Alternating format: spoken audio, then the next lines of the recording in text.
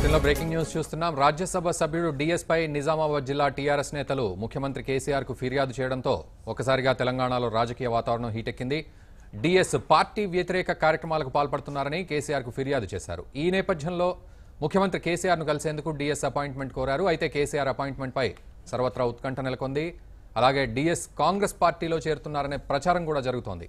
మరోవైపు ఉమ్మడి ఆంధ్రప్రదేశ్ సీఎంగా పనిచేసిన నల్లారి కిరణ్ కుమార్ రెడ్డి కూడా కాంగ్రెస్ గూటికి చేరుతున్నారనే వార్తలు వస్తున్నాయి. రాష్ట్ర విభజన సమయంలో సమైక్యాంధ్ర పార్టీ నుంచి పోటీ చేసిన నల్లారి ఓటమి పాలయ్యారు. ఆ తర్వాత రాజకీయాలకు దూరంగా ఉంటున్నారు. అయితే తాజాగా మళ్లీ కాంగ్రెస్ పెద్దలతో నల్లారి మంతనాలు జరుపుతున్నారని, తిరిగి పార్టీలోకి వెళ్లేందుకు చూస్తున్నారని సమాచారం.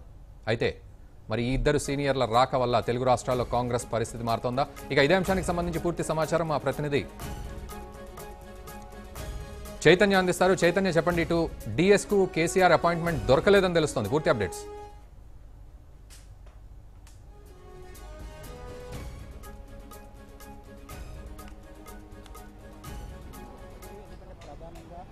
టీఆర్ఎస్ సీనియర్ నేత అయిన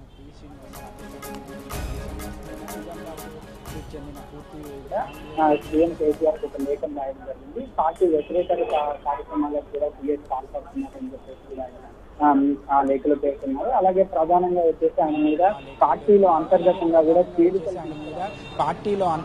కూడా చీలికలు తీసుకురావడానికి కూడా డిఎస్ ప్రయత్నిస్తున్నారని చెప్పేసి కూడా విమర్శలు గుర్తించారు. ఈ నేపథ్యంలో డిఎస్ కూడా నిజామాబాద్ లో ఏమీ మాట్లాడకుండానే నేను డైరెక్ట్ గా సీఎం దగ్గరికి వెళ్ళి సీఎం దగ్గర కూడా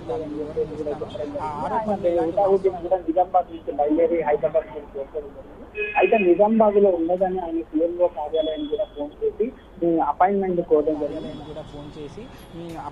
కోరడం జరిగింది. దానికి సీఎంఓ కార్యాలయం హైదరాబాద్కి వచ్చాక మీకు అపాయింట్మెంట్ విషయం గురించి కూడా పూర్తిగా చెప్తామని చెప్పడంతో ఆయన వెంటనే నిజామాబాద్ నుంచి కూడా బయలుదేరి హైదరాబాద్కు రావడం జరిగింది. అయితే హైదరాబాద్ వచ్చిన తర్వాత మొదటగా ఆయన సచివాలయంలో కొన్ని పనులు ఉండడంతో ఆ సచివాలయంలో కూడా కొందరిని కలిసి అక్కడ ప్రెస్ మీట్ కూడా పెట్టి అక్కడ మాట్లాడడం కూడా జరిగింది. ఆ తర్వాత ఎమ్మెల్యే క్వార్టర్స్కి వెళ్ళి అక్కడ ఉన్నారు ఇప్పుడు ప్రజెంట్గా. అయితే సీఎంఓ కార్యాలయం నుంచి తనకు పొద్దున్న నుంచి కూడా ఇలాంటి ఇన్ఫర్మేషన్ రాలేదు, కేవలం మీడియాలో వస్తున్న కథనాలను మాత్రమే నేను చూస్తున్నానని చెప్పేసి కూడా డిఎస్ అంటున్నారు. మరి ఒకవైపు సీఎంఓ వర్గాలు కూడా ఎలాంటి అపాయింట్మెంట్ కూడా ఇవ్వడం జరగలేదు. ఎందుకంటే సీఎం పొద్దున్న నుంచి కూడా కొన్ని రివ్యూలలో వాటిలలో బిజీగా ఉన్నారు కాబట్టి అపాయింట్మెంట్ ఇవ్వలేకపోతున్నామని చెప్పేసి కూడా సీఎంఓ ద్వారా వస్తున్న లీకుల ద్వారా వస్తున్న విషయాలపైన కూడా తెలుసుకోవచ్చు. డిఎస్ మాత్రం మళ్ళీ సీఎంని ఎలాగైనా కలిసి వివరణ ఇచ్చి ఆయన మీద వచ్చిన ఆరోపణల విషయంలో కూడా పూర్తి స్థాయిగా కూడా ఒక వివరణ ఇవ్వడానికి కూడా ఆయన నిర్ణయించుకున్నట్టుగా తెలుస్తుంది. ఆరోపణలు ఎలాంటి వాస్తవాలు లేవు, నాకు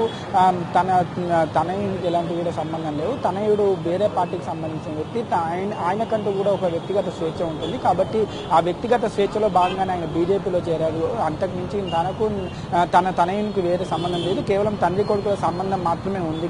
పార్టీల పరంగా మాత్రం విభేదాలు ఉన్నాయని చెప్పేసి కూడా ఆయన చెప్పడం జరిగింది. వివరణ కూడా పూర్తి స్థాయిగా ఇచ్చారు. కానీ టీఆర్ఎస్ వర్గాలు మాత్రం ఆయన తన లోపాయకారంగా కూడా తన కొడుకు పూర్తి స్థాయిగా డిఎస్ ఉపయోగపడుతున్నారని చెప్పేసి కూడా ఆరోపణించిన నేపథ్యంలో పూర్తి స్థాయిగా కూడా వివరణ ఇవ్వడానికి డిఎస్ నిర్ణయించుకొని సీఎంఓకు ఎప్పటికప్పుడు కూడా తన అపాయింట్మెంట్ స్టేటస్ గురించి కూడా తెలుసుకుంటున్నారు. కానీ సీఎంఓ నుంచి కూడా పూర్తి స్థాయిగా ఎలాంటి ఒక నిర్ధారణ కూడా రాలేదు. అపాయింట్మెంట్ ఈ టైంలో ఇస్తామని చెప్పేసి కూడా ఎలాంటిది పొద్దున ఉదయం నుంచి కూడా ఇలాంటి నాటకీయ పరిణామాలు జరుగుతున్నాయి. ఒక టైం కానీ ఒక నిర్దిష్టమైన సమయం కానీ డిఎస్కు చెప్పడం లేకుండా సీఎంఓ వర్గాలు కూడా ఉన్నాయి. రేపు ఇప్పుడు అందుతున్న అప్డేట్ ఏంటంటే రేపు సీఎం విజయవాడ వెళ్ళొచ్చిన తర్వాత డిఎస్కి అపాయింట్మెంట్ ఇస్తారనే వాదన కూడా వినబడుతుంది. రేపు ఒకవేళ డిఎస్కి కనుక అపాయింట్మెంట్ ఇస్తే ఆయన పైన వచ్చిన ఆరోపణలపైన పూర్తి స్థాయిగా కూడా ఆరోపణలు అన్నీ కూడా ఎలా వచ్చాయి అనే విషయాలపైన ఆరోపణలపైన కూడా పూర్తి స్థాయిగా డిఎస్ ఒక వివరణ సీఎంకు ఇచ్చే అవకాశాలు ఉన్నాయి. ఏదేమైనప్పటికీ కూడా టీఆర్ఎస్ వర్గాల్లో ఒక్కసారిగా కూడా ఇవాళ పొద్దున్న నుంచి కూడా అలజడి అంటే ఒక రాజకీయ వాతావరణం కూడా పూర్తి స్థాయిగా వేడెక్కిందని చెప్పుకోవచ్చు. Thank you very much Chaitanya.